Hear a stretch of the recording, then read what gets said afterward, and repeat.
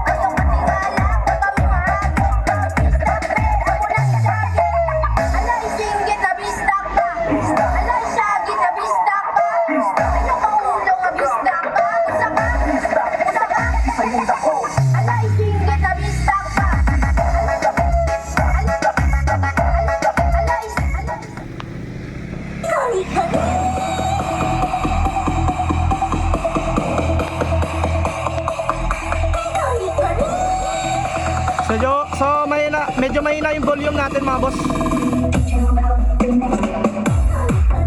So, sakto lang pala.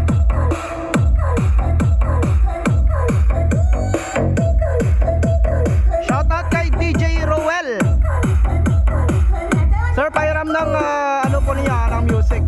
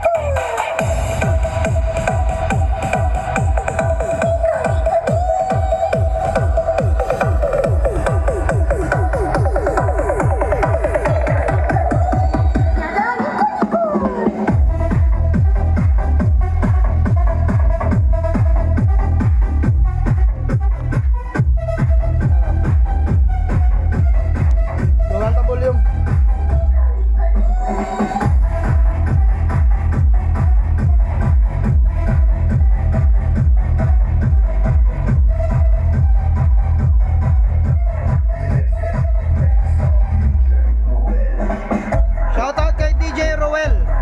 Sir, pahiram ng music mo sir ha, kay Sir DJ Roel.